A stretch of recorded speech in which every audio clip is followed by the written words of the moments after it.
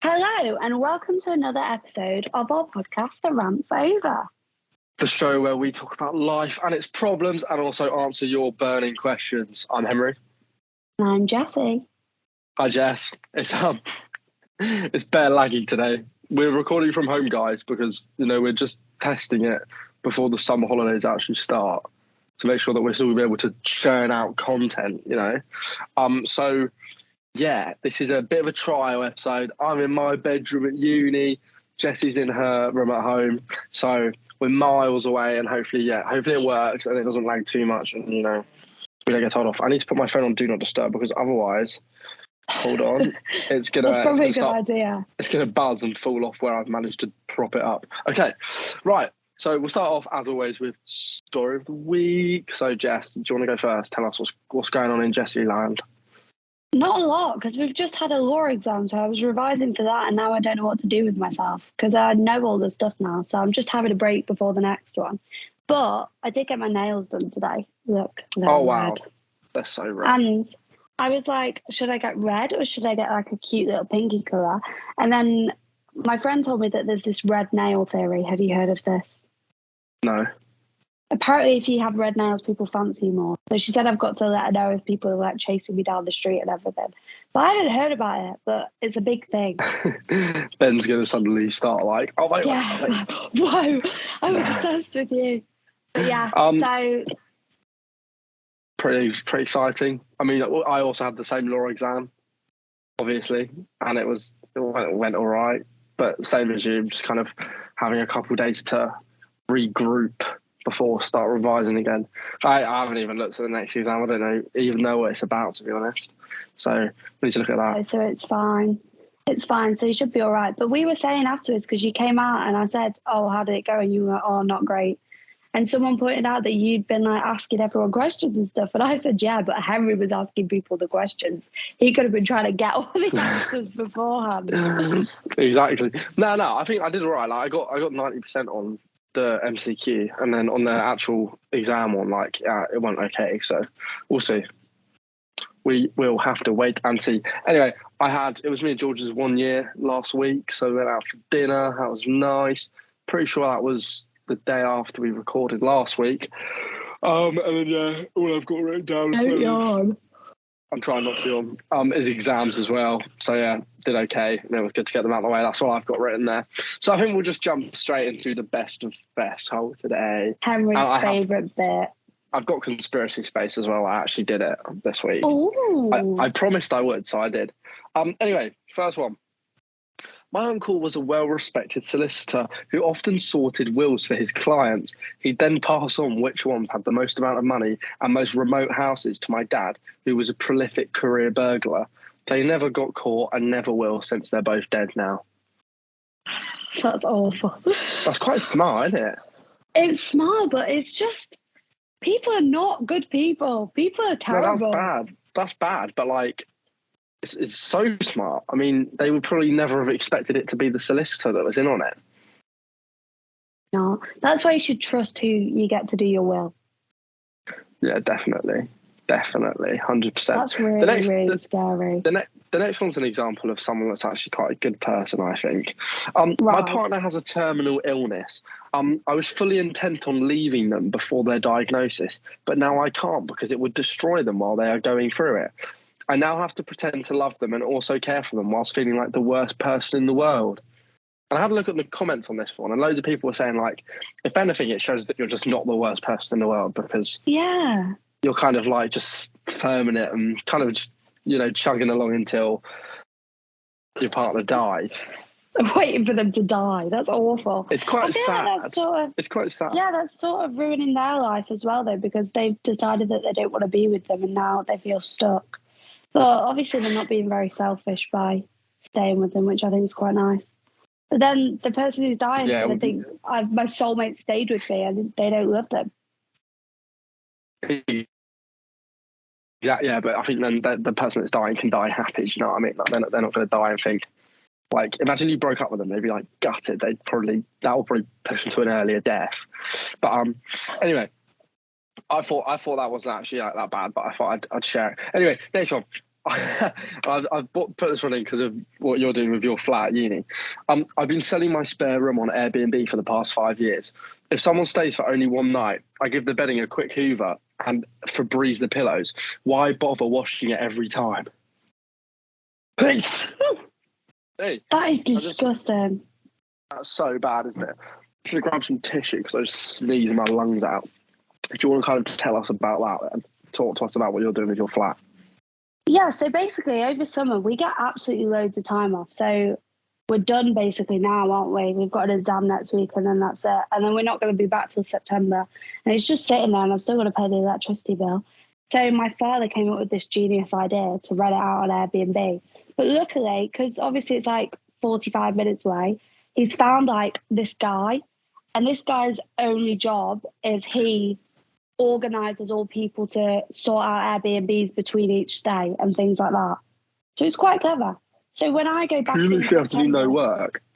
Yeah, honestly. And he said when I go back in September, it'll all be hoovered, it'll all be cleaned, and all nice and shiny. So it's great. Can't complain then.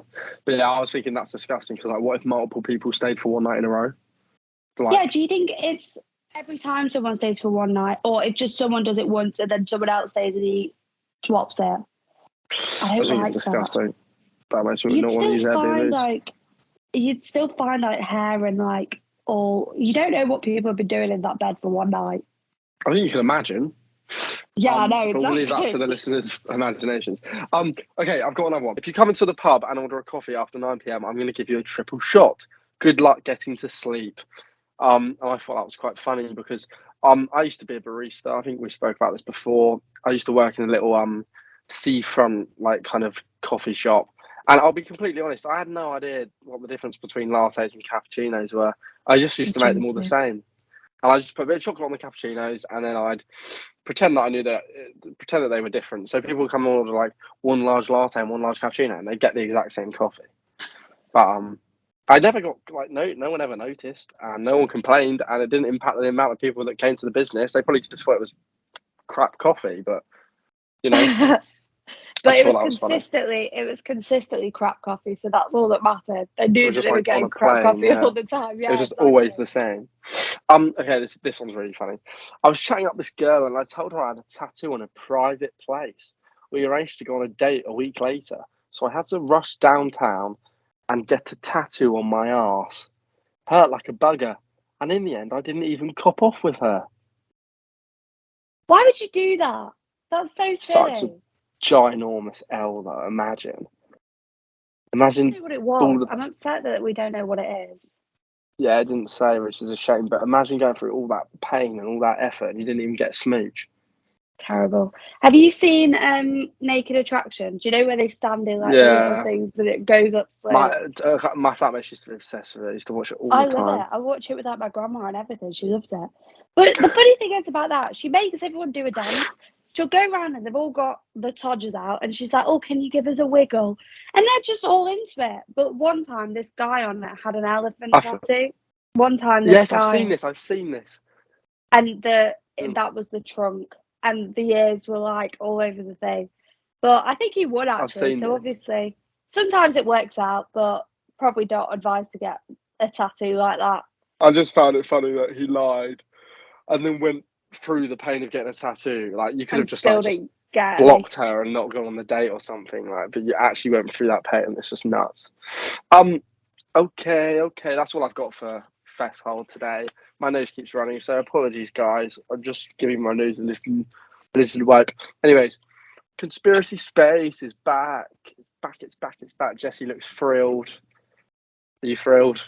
Yeah. Thrilled with a TH. So today we're talking about if the moon landing was fake. What? How exciting. I know, guys, I can hear how you're jumping for joy. Anyway, first I'm going to ask you, Jess, do you think the moon landing was real? Do I think it was real? Yeah. Yeah. Apart from, I've seen one picture where the flag's like sticking out like it's waving in the wind. We'll get onto this. But there is no wind. But I think they photoshopped that because if it was just a limp flag, then that would be a bit rubbish. Well, exactly how that happened. Because I know everything now. Tell me. So, what do you think? I mean, I think it's real. I think it'd be a bit weird for that many people involved to pretend to do something like that. It'd be just a bit embarrassing. But I've got some myth busters because obviously we normally like to bust these conspiracy theories on the rants over. So, firstly, one of the main conspiracies is that on one of the moon rocks in one of the pictures, there's what looks like a letter C, which makes it look like a bit of a movie prop. So a lot of people were like, it sparked a massive debate amongst conspiracy theorists that like it was just a set in Hollywood or something. However, we can try. Maybe we can get Bolly to put the Bolly's not here today. He's just left us to it, which is probably a mistake. He's had enough of us. We'll get him to put the picture on the screen. But basically, I can confirm that it isn't the original photo where there's a C in it. So it's actually probably a third or fourth copy, and it's pretty quite likely that there was a hair or a thread that fell onto it in the perfect shape of a letter C. So it's not a prop, unfortunately. Jessie, what did you say? You thought that the flag was waving? Yeah. I just wondered, do you know that first one? Who's got enough spare time to zoom in on the pictures and be like, look at that? Yeah, it's these fake. people are. You're lying. I mean, we spoke about some whack conspiracies. Like these people are crazy. So who knows? Also, getting onto that because obviously this is America. Like lots of Americans believe it's fake. Did you know that if you look, that someone made a map of every like claimed UFO sighting, every single one is in this really small part of America. There's none anywhere else in the world. It's just in America. So I think there's just a community of nut jobs that all live in one part of the country. Was it all the same person as well? They're all related. I don't know. It might be. It was all in the same place.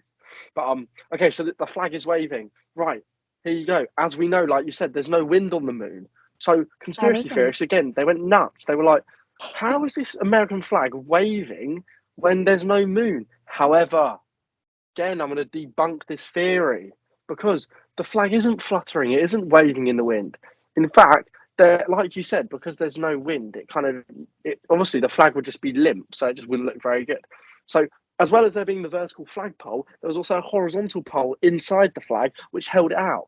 And the little like kind of shivering and like waving motion of the flag is actually the tiny amount of gravity on the moon trying to pull the flag down. But because it's not strong enough, it just kind of makes it like wave a little bit. Do you know what I mean? So yeah, there's that. Debunked again. I like that. That's clever. That's really clever. Yeah, I'm learning facts. Loads of people I'm learning were things. Like, why is there no stars in the pictures? Right. So basically, everyone was saying like leaving Earth and like the light pollution on the planet, you'd imagine that all you'd be able to see was stars, right? But no, because all the moon landings were done in what's known as lunar light. So it's basically in daytime, but when you're on the moon. So you can't see the stars, just like you can't see them when you're on Earth. Bang.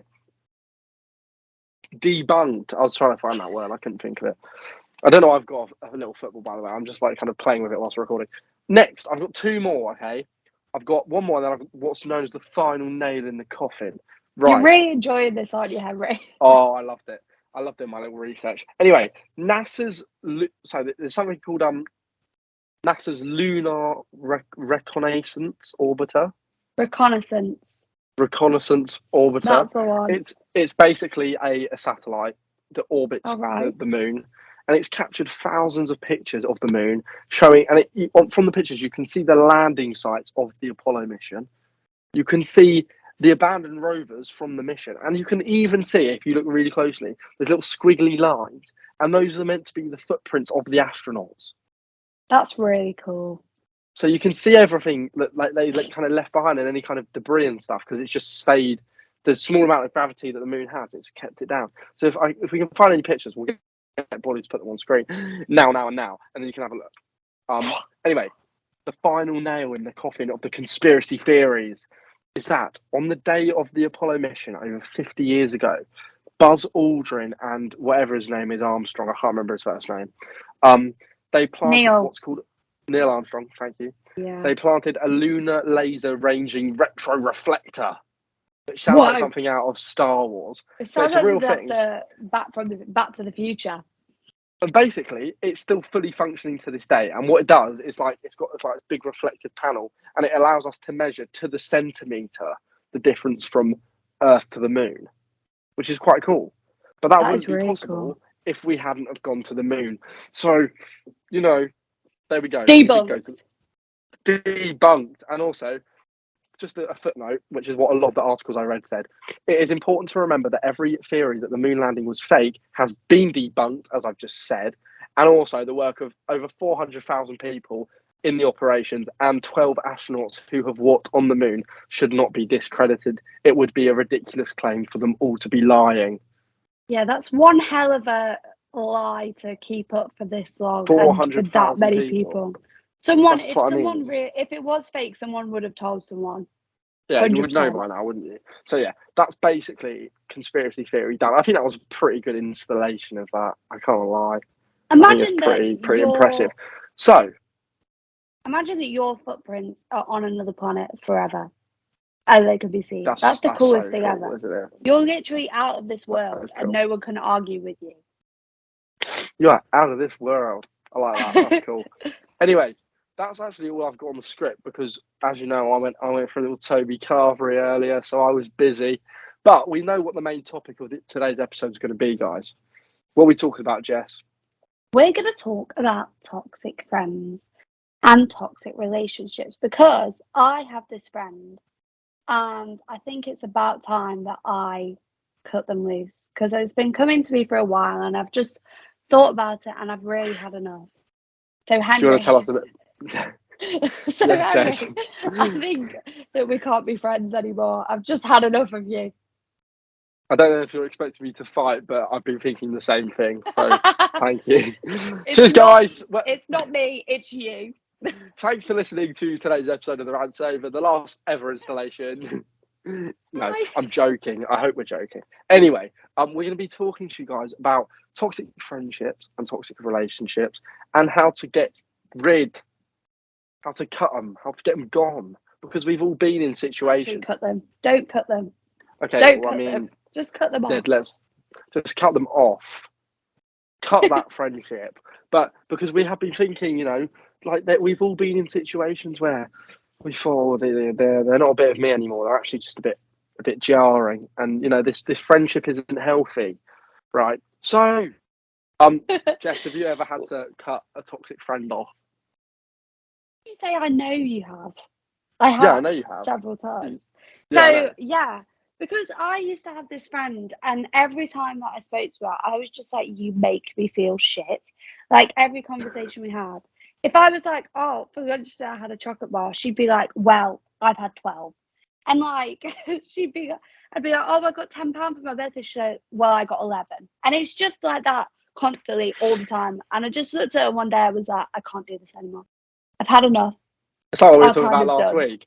I can't do this anymore. Exactly. That's what I thought. So that was it. And I didn't say to her, like, it's not me, it's you, because it was her, it wasn't me. And I wasn't like, I can't do this anymore. I don't want to be friends. I just stopped talking to them. Just cut them off. I think that's the best way to go about things. Yeah, because you think it's definitely. You might deep it and be like, oh, but we've been friends for so long. But it doesn't really matter how long you've been friends because you don't want to be friends with them anymore. That's all that matters. So just be like, you know what? Yeah, we had a nice friendship at times, you know, and you know we've known each other for a while. But realistically, who cares? Cut them off. You could just block them. It's the beauty of social media, especially. You can literally just remove them on everything and never have to talk to them again. And then if you see them in you know, in the shopping centre or in, you know, anywhere around school or uni, you just ignore them. Or, you know, just pretend like they don't exist. Exactly.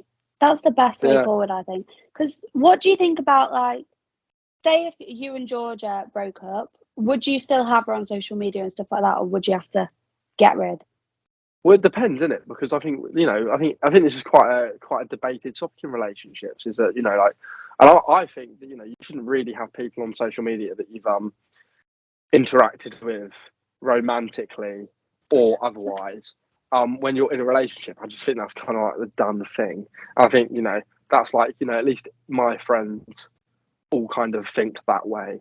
So I don't know. I feel like it's one of those things where, yeah, I mean, like the thing is, like, you know, if you're gonna end a relationship, then like, what is to an extent, what is the point in like keeping each other on social media? Do you know what I mean?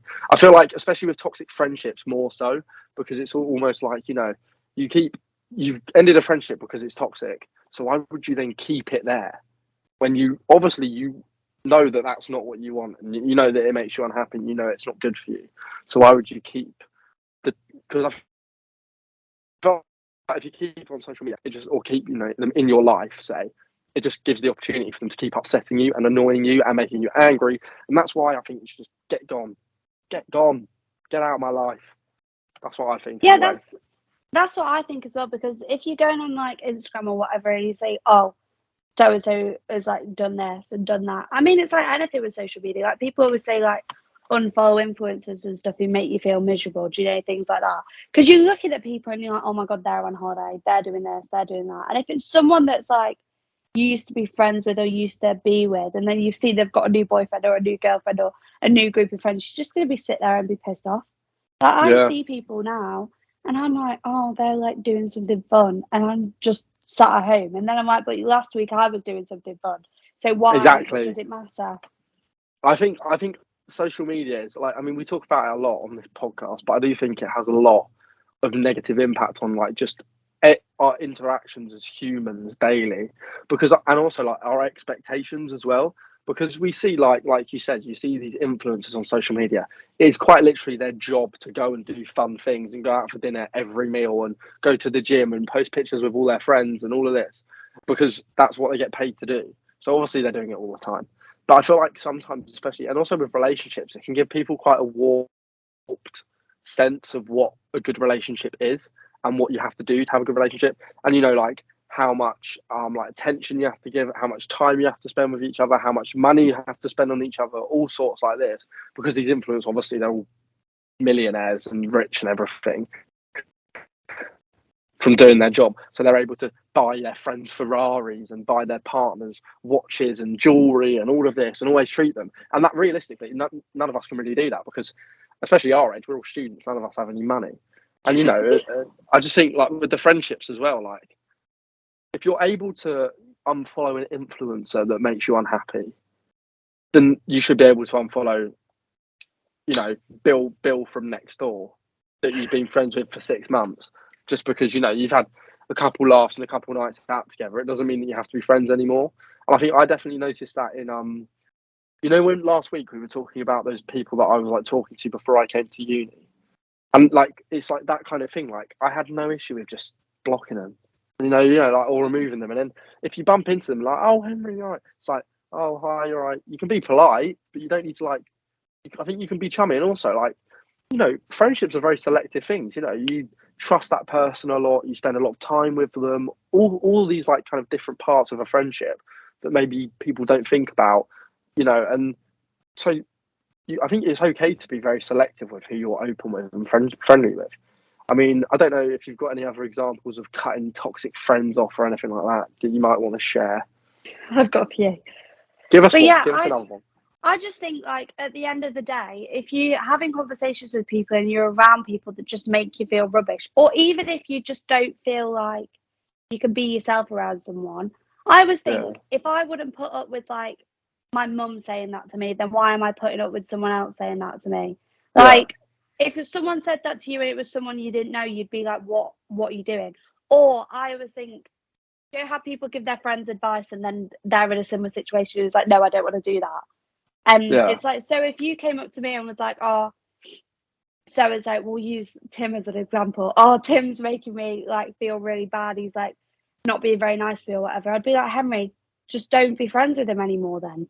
I've got like now compared to when I was younger, more tight knit group of friends. But even my friends, I don't have very many, but I value them a lot more than I did when I was in a bigger group. And someone pointed this out to me the other day. They said at school there was like a big group of girls or a big group of boys, and they seemed quite scary and they were the popular kids or whatever. But when you spoke to them on an individual level, none of them actually liked each other. And they'd just turn around and be like, oh, I don't like them, I don't like them. And I just think, well, you're just doing it for the image. And as you get older, you just think, I want someone that I can speak to about my problems. I want someone I can rely on. And if you can't, and if you don't want to talk to people about that, then what's the point? I think also as well, like, as you get older, I think you realise that nobody, because I think when you're like at secondary school and stuff, it's massive. Like who's the most popular, who's got the most friends, who's in the biggest friendship group. But like as you get older, you really, really, really start to realize that like genuinely nobody gives less, like nobody's bothered less about who you're friends with, how many friends you've got, any of that. Nobody cares. So I think as you, like you said, as you get older, I'm the same. Like, you know, you go from having a big group of friends to getting smaller and smaller and smaller, and you actually ending up with just a very tight knit group of friends that you can go to for anything and that make you happy and don't make you feel like shit about yourself and stuff. And I think it's very important to just recognize when, you know, you're in a friendship where, you know, you're not actually. I feel like if you're in a friendship where you spend more time, like there's nothing wrong with arguing and stuff, but I think if you're in a friendship or a relationship where you're spending more time pissed off or unhappy than you are happy and, you know, enjoying their company, then you're definitely doing something wrong, I'd say. Yeah, I don't know. 100%. I mean, I always like look at older people and think, oh, my mum's not friends with anyone who makes her feel bad, or if she is, then that she's not friends with them anymore. It's like you look at how I always look at how my mum and dad's relationship was, and that's what I sort of modelled on what I wanted mine to be, and I think that's sort of carried me through life with how I am with different things. Like I've seen things my mum and dad don't like, and I've stopped doing that. So, but in terms of relationships and friendships, then I think that's really important to, like you said, just have people that you know will be there for you. Because at the end of the day, if you've got a friend who only cares about themselves and you need them or you want to talk to them about, like, I don't know, problems you're having at home, problems with your boyfriend, say you're in a car accident and you need to call someone, if they're not going to be there for you with your minor problems, then they're not going to rock up and help you out then. So choose I agree wisely. entirely. 100%. I think you're right. What you said about your parents, like, you know, and also like there's a massive difference between, you know, being in a healthy relationship, especially, and being in a relationship where you pretend that you're amazing. Because I think, like, you know, I don't know about your parents, but you know, I think my parents are like any parents. You know, they argue, they love each other. You know, they'll fight about silly little things. They'll disagree on certain things, but no matter what it was, they always say they love each other and everything. And I've kind of grown up seeing that. So for me, it's like, you know, and don't get me wrong, like I'm well aware how fortunate that is, that that's like kind of what I've had that example set my whole life. So I think for me, in my friendships and relationships, I completely understand that, like, you know, in any interaction that I have with any person, whether it's at work, whether it's people on my course, whether it's, you know, with my girlfriend or, you know, with my housemates and stuff, I completely understand that you can voice your upset and your anger with something without it causing a massive blow up and a problem that's completely irresolvable. Like it's if anything, it's probably more healthy to argue about certain things than it is to just agree all the time. Because you're never going to meet anyone that you agree with all the time. I know, you know, we probably disagree on certain things. You know, we probably disagree on certain things with Bolu, and then you and Bolu might agree on something that I don't agree on. Do you know what I mean? That's just an example, but I think it's complete. That's completely natural. But I think the thing you got to do is identify the difference between that and relationships where you're actually just not happy at all, or where you're kind of like you pretend to be happy. And you know, like there's. I mean, I'm not going to name anyone obviously, but there's groups of girls here that I know through friends and that I used to be friends with and stuff that like I just know for a fact chat shit about each other all the time because they they've all chatted shit about each other to me and I know that, but they're still all friends and they've been friends since first year. And it's almost like, you know, and on social media, they'll always be posting each other like, oh, my babe, and all this, going out for drinks and stuff. And they're all cuddling and kissing each other on the cheek. And I'm like, I'm like, girl, I've literally sat with you at Prees and heard you chat shit about her, like, relentlessly. I think it's sad, if anything, that people can't identify how fake those friendships are. Or they might be able to, and they just think, actually, like, I don't really care enough to question it, and they just kind of chug along with it. But yeah, that was kind of just the point I was making. But yeah. I think a lot of the time people don't want to confront like their problems or confront the issues that they're having, because at school I had like loads of friends, and then I got to year 11 and I just had enough, and I started telling people like what I thought and why I didn't like them and stuff like that, and I ended up with no friends. But the people, one of my closest friends, Flo, at school, we absolutely hated each other because I was in this big group and she got left out of it, and that was probably my fault. But now we're like absolutely best friends, and she's really someone I really, really value. But at school, I remember sitting there, and our like teacher was like, "So, girls, you need to get on with each other. And we're like, no, we're never going to be friends. We really like can't stand each other. It's never going to happen. Like, she's awful. She's a bitch. Whatever. And I Girls, think, especially at that age, are quite funny though, aren't they? Like they are very set in their like they're set. They're like, absolutely not. I'm not being friends with her. Like she's a bitch. All this. It's like, whoa, chill out, man. Like, yeah. And I was like that with everyone. I mean, still sassy now, but at school I was just proper loose cannon. So I ended up just pissing everyone off because I was like, look, I don't like you. I don't like what you're saying. Like, don't do that. But like you said, everyone was fake then. And the funny thing is, some of them are still friends. Maybe we should cut that that's bit what out. I mean. Yeah. Yeah, but that's the thing is that we all know this is like I could name like so. I'm not obviously not going to, but I could literally sit here for like hours, and I could tell you because I feel like for the most part I'm a bit more of an observer when it comes to gossip, especially. So like at pre's when people are like chatting shit, I'll kind of just sit and listen, and then the next pre's I'll sit and listen to what the other person's got to say. Yeah. And I find out so much information about, and I especially at school I used to do it all the time because I wasn't as confident and outgoing as I am now. I kind of just sat back and observed, and it was so interesting just sitting and listening.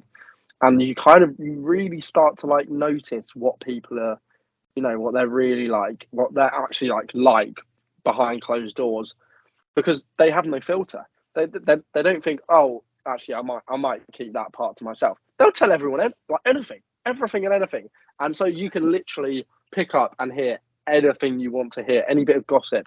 So I know probably a lot more than I should or than I'm meant to in that kind of sense. But yeah, I think you're right. I think you're spot on. Like people just are fake, and they're still fake. And that's why for me, I'm just like, yeah, I don't care. Like I remember during first year, we had a massive group of us that all went out for pre's and stuff, and it got to a point where this one couple, they're still together now, but they just used to take over pre's because and to be honest, I don't really care if they're listening. Every single night we mean out, you. every single night out, they'd have an argument, and it will be all of pre's would be us trying to talk to him, the girls trying to talk to her, and make sure everyone was okay. And like it's turned out that they're both. I mean, I was never very fond of, especially one part of that relationship. Which one? But, Which one? the girl. Right. And she kind of, we didn't. So we all fell out with her, like me and my group of like friends. And she kind of like she'd gone from like being friends with all of us, and then she saw this chance, like in our accommodation, and we'd have pre's in our group, and then we met these people in another accommodation, which was one of the nicer ones, and suddenly she was just friends with all those girls, and it was like, oh, who's surprised? No one is. And then slowly people dropped off from the original group, and then we eventually were just like, yeah, I can't stand her. But even now, she'll be like, oh my god, hi Henry, all of this, and she'll be really friendly to Georgia, and like I've heard, like we know that she's chatted shit about Georgia and stuff like this, but she'll still be really like, oh my god, hi, and it's just so crazy that, and it's the same kind of group of girls I was talking about earlier, where it's like I've heard them all chatting shit about each other, all of them, every single one, but then in front of everyone else and on their social medias, they're still best friends. Like literally on the same night, they'll have a massive row at pre's, be like all bitching to each other, and then suddenly you wake up in the morning and all over their Instagrams there's pictures of them all together. Oh my god, my girls, I love you guys so much. It's like, just drop it, man. Drop the fakeness. It's crazy.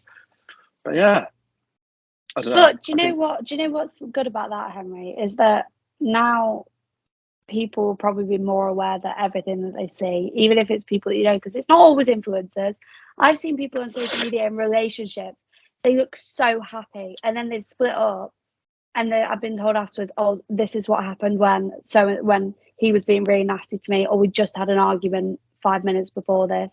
But you don't know any of it until someone decides to tell you.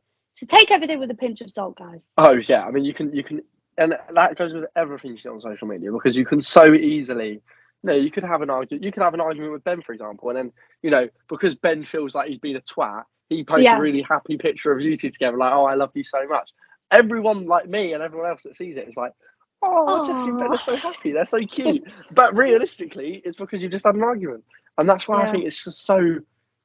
Yeah, like you said, you just got to take everything with a pinch of salt, because everyone has problems, everyone argues, it's completely normal. But I think you just got to make sure you can distinguish between having a healthy relationship or friendship with arguments and disagreements and having an unhealthy friendship or relationship with no arguments, no disagreements, or the opposite, you're always doing it.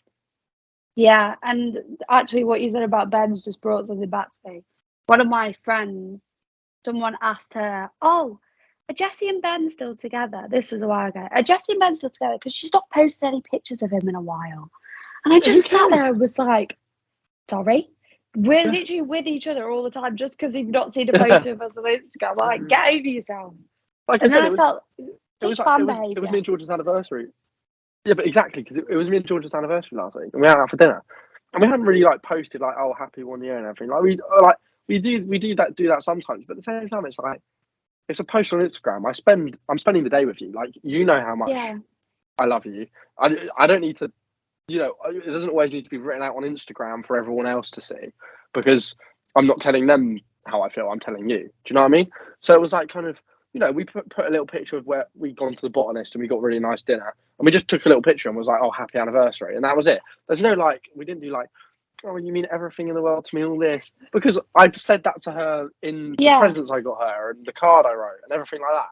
So I just feel like you said. So, like you said, don't, when you see people are really happy, don't assume that that's the case. But also, just because people aren't posting each other, like, it doesn't mean that they're not happy or together or whatever. It just probably means that, they're too busy spending time together to post something. Yeah, literally. Like, on my birthdays, the Ben didn't like put anything on for my birthday, and it used to really bother me because I'd be like, "Why aren't you posting something for my birthday?" But that's because you were bothered about other people seeing it, right? Yeah, I know, but now I'm just Exactly. like, I don't care. And do you know what makes me even happier? That I know people will be like, hates her. He doesn't love her. Yeah. He does not even like her. And I'm just sat there like, well, he's given me gorgeous presents. He spent the whole weekend with me. He's written really nice things in my card that made me cry. But do you know what? You will never know what that was. That's what I mean, but that's so personal. Nobody else needs to know what it is. Like, I made Georgia a little book with like a photo book kind of with all our memories, and that's between me and her, and like the card I've written and everything like that. Like, it, like you said with Ben, like, it doesn't need to be media, because like I just said, like, you weren't upset because Ben wasn't giving you that affection and attention in person. You were just annoyed because no one else was seeing it, but nobody else needs to see it, and that's what you like. As you know that now. Like, it doesn't matter, and it's exactly the same in friendships. Like, I don't post all of my friends all the time. Every time we go out to get Nando's or something, I don't need to. I'm not an influencer. I don't need to live on social media and post everything that I do on social media. I think other than the other day when I think I was out or something, and a couple of funny things happened. So I was posting on my private story. Like, I don't think I posted something on my story for ages, because I just don't like. It's the same thing. I don't need to, stuff like that. Like, nobody needs to know that I'm out for Nando's with all my housemates. It doesn't matter. Nobody needs to know that me and Georgia are doing this today because it's the week before our 1 year or something like that. It just doesn't matter. But yeah, I mean, we've both gone off on a bit of a tangent today, but I think it's been a good little chat. When do we not? I think, if anything, it's been a bit of a therapy session. I think I've enjoyed it. Always. But yeah, I think that's kind of that topic kind of covered, to be honest. So I don't know. Like, are we done? Have you got anything else to get off your chest, Jess? Oh, last thing. I've seen this morning. It's really relevant to what we're talking about. Do you know Greg James? Yeah. So he's written this like opinion piece about how people need to stop trauma dumping. Because do you know what's that podcast? The podcast with, it's literally fell out my brain. The guy from Dragon's Den, the young guy off it. Oh yeah, Stephen Bartlett, Diary of a CEO. Yeah, so he has people come on and they're like, "This is everything that's happened in my whole life, and I'm traumatized, and my mum died, and this." Yeah, I've and said this for a while. It's like it's so repetitive. In tears. Yeah. And I just think this is going to be like the first time that you've properly met this person. All these people are hearing it, like, and he was basically saying like, feel free to keep some stuff to yourself. Like, you don't need to tell everyone what's happened in your life your whole time. Exactly, and also like those podcasts are interesting, and I think Stephen Bartlett himself is a brilliant host, and he's brilliant at what he does. But it's like, you click on a Stephen Bartlett or Diary of a CEO video, and you know exactly what the B-roll is going to be. It's going to be people crying. It's going to be oh, it was the hardest time of my life. Cut to them crying, cut to them laughing, cut to a good memory, and then them crying again. And in every episode, don't get me wrong, I still watch a lot of them because they are really interesting. And when it's an interview of someone that you're interested in, it's brilliant. You get a good insight a lot of the time into their life. But I do think they can get a bit repetitive. And that's not a dig at Stephen. I think he, like No, like I that's said, like I said, I think he's quality, and I really enjoy a lot of his episodes. But it is like you just said, like you don't need to tell everyone everything in your life. You really don't. and plus, a lot of the time, I bet there's people coming away and don't really feel better about themselves. No, if anything, they're probably like, oh shit, I've just told the world that. Yeah, and Oh, then I've you've got not really got anything for yourself. Do you know what I mean? Like someone could come up to you, say it's like, I don't know, like Ronaldo or something. He tells his whole life story. Then he could meet a fan and they're like, "I'm so sorry to hear about what happened to you when you're 5." And if that was me, I would freak out. yeah, I'd be like, what? And then he'd be like, oh shit, yeah, I actually told the Yeah, whole world the that. whole I've got world. a friend at home that he's in a relationship now and he's really happy. But before he used to, like his whole thing was trauma dumping. So he's not had the easiest life, but like he'd meet a girl and he'd just dump everything on them. And he kept finding really like troubled girls because obviously you'd either be like, what the fuck? And you'd run, or they'd be like, oh shit, brilliant, I've got all this trauma. Me Have it back. too. Have it back. Like, and then they'd just be like, just depressed together. And it was like, I was like, bro, that's not a good way of like exploring new relationships and potential relationships. Like not everyone needs to know everything about your childhood or your upbringing or how happy you are or how depressed you are. It's completely personal. And like, at the same time, like, if you want to share that with people, go for it. But I just don't, it's not something that everyone in the world needs to hear at all. No, exactly. Well, I think it's been a very good chat. I think the Me listeners will too. enjoy. I hope you do, guys. And as always, like, follow, subscribe. I'm trying to think of anything else. Leave a 5-star Write as a rating, review, comment, yeah. write us a review. We're gonna do some more. Let us know what you thought about this format. Obviously, we understand it's not ideal. We prefer being in the studio, although Jesse smells, so it's actually quite nice not having a hot breath coming over the table at me. But no, guys, let us know what you think. Obviously, it's not ideal. We'd much rather be in the studio, but obviously, I live in Brighton. I'm not there now, but I live in Brighton. Jess lives in Mansfield. So No, I do not. No, I do not. I was trying to get a reaction. And obviously, Bolu lives in the ends in London. So to be honest, we're basically just all over the place. So it just doesn't work. So yes, what we'll say is, stick with us. We'll try and keep the uploads consistent over summer. There might be a couple of weeks where we don't, but I'm going traveling especially at the end of August. Yeah, start of September. I'm going traveling, so we'll probably have maybe a month where it's Jessie and Bolu presenting. There'll be episodes where it's maybe Jess isn't here and I'll get a break from her. Or just let us know what you think. Like if you want to have like, if it can only be one of us, would you still enjoy that? Just let us know because Which one would you? who would you prefer? Yeah, that's right, exactly. We all know the answer. So I think just bear with us. Hopefully you enjoy the content still. Don't switch up on us just because we're not sat in a studio with fancy cameras and fancy mics. We've got our AirPods in. We're in our bedrooms, but we're trying for you guys. So please, we hope you enjoyed the episode. And yeah, for now, the rant's over. over. See you later, guys. Thank you. Bye.